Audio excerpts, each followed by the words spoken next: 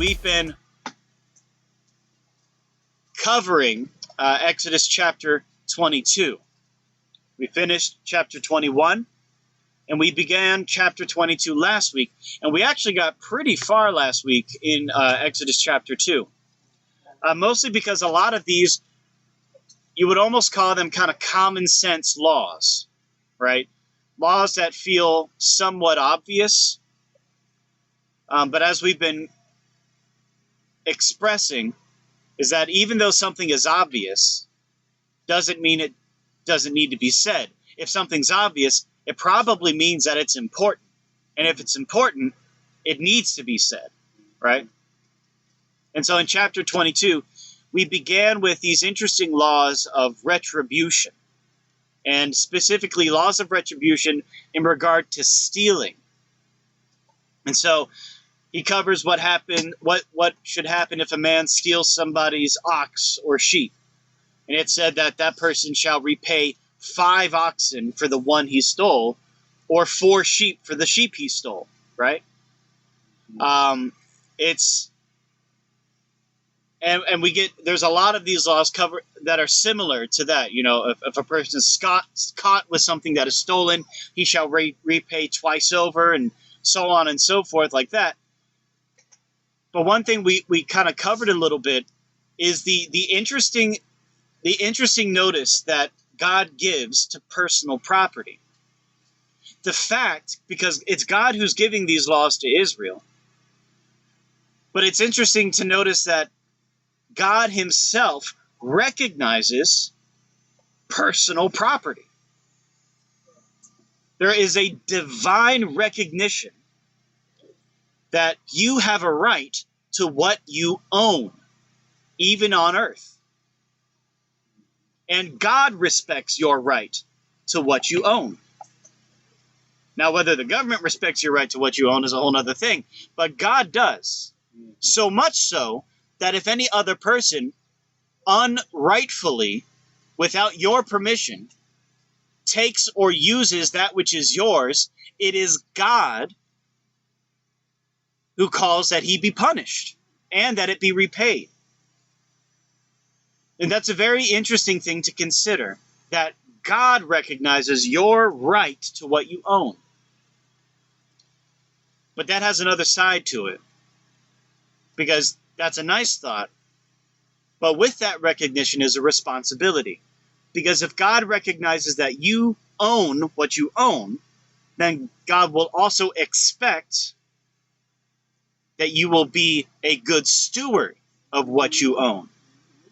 There's an expectation with that recognition, right? God says, yeah, that's yours. But if you don't treat what's yours well, or you don't treat it with responsibility, then God is not going to be exactly encouraged to increase what is yours, right? Now, we also hit this interesting verse or passage in verses 2 and 3, where it talked about how if you catch a thief breaking into your house at night and you kill him, you're good. That's your right. And that's his problem, right? But if you kill him during the day, then you are in the wrong.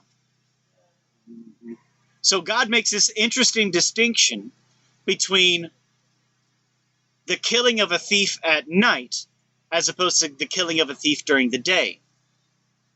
Now, there are a couple of reasons for this odd distinction. One, I think God recognizes our heightened sense of fear at night, right? Have you ever woken up to a sound in your house at night? You feel that adrenaline like spike, right? There have been times when so we have an alarm system at our house, and we set it at night before we go to bed. But sometimes if somebody gets up at night and they forget that the alarm is on, right? They'll open a door or something and the alarm will go off. Well, that's happened, and I was asleep and the alarm goes off. Man, I'm jumped up. I'm grabbing my undisclosed weapon next to my bed, and I'm going around the house, and I'm like, what is happening? Like my adrenaline is up, and And it takes a while for me to go back to sleep, right? And I think God recognizes that natural response. And so if there's an actual thief breaking in at night, there's an expectation that your response is heightened above what may be normal. But during the day, it's different. We don't respond so dramatically when it's light outside, when we're already awake and moving, right?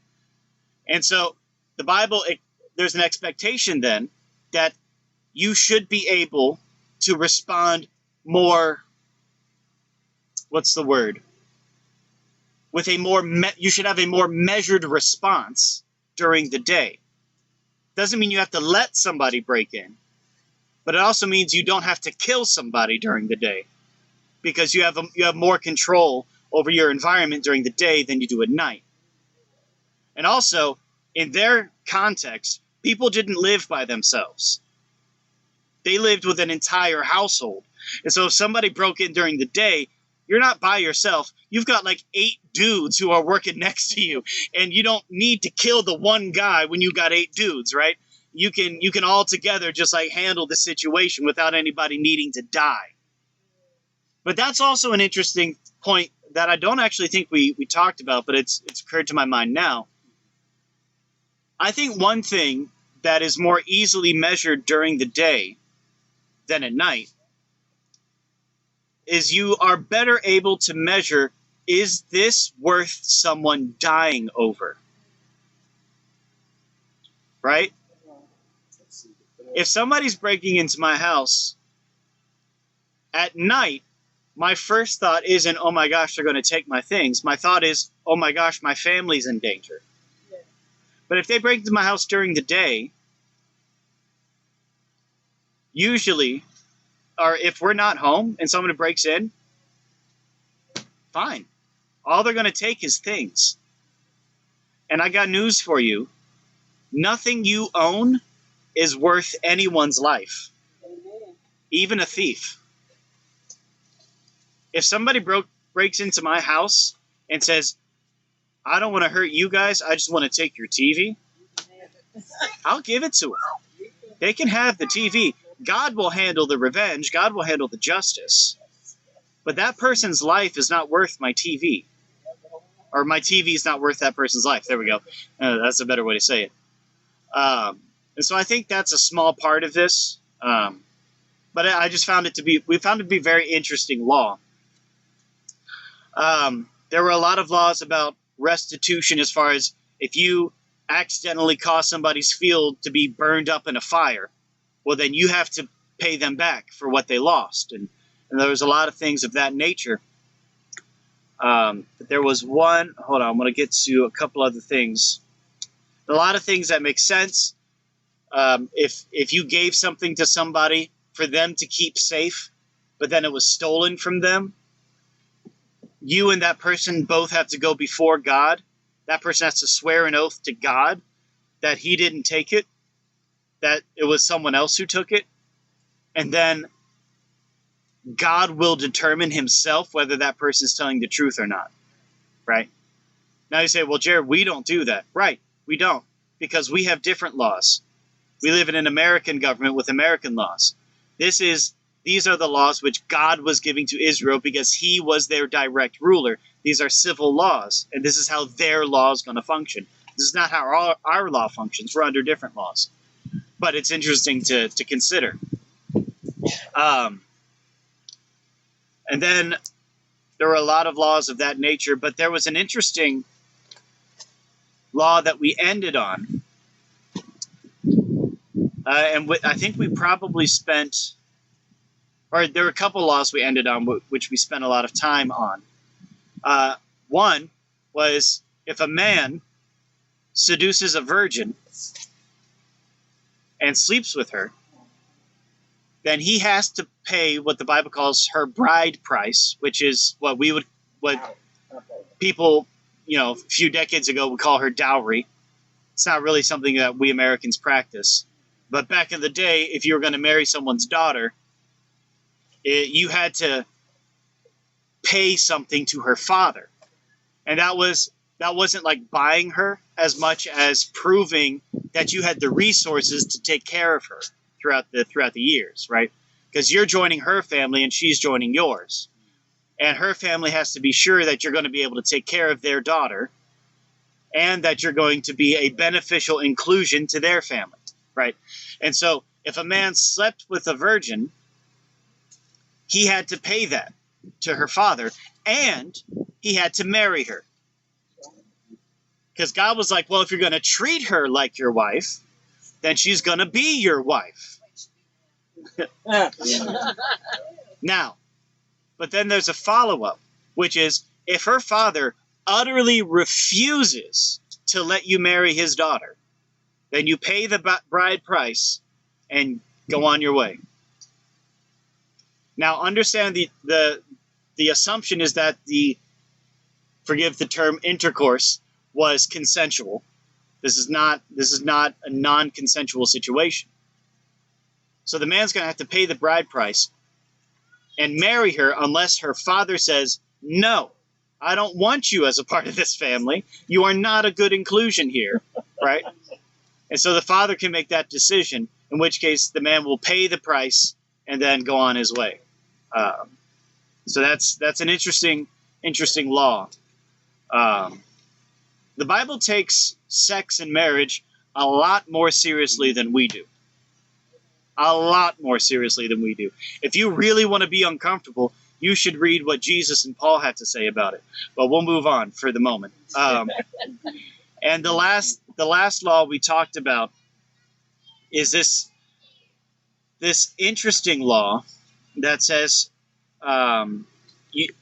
where is it? You shall not permit a sorceress to live. And that was where we spent most of our time talking about. You shall not permit a sorceress to live. This is a reference to witchcraft, right? But specifically legitimate witchcraft, which the Bible assumes is a real thing. Now, most people in our culture believe that witchcraft and magic, or what they would call magic, are made up things. They're not real things. And that people who believed in them were either ignorant or stupid, right? That's kind of the prevailing thought in our culture.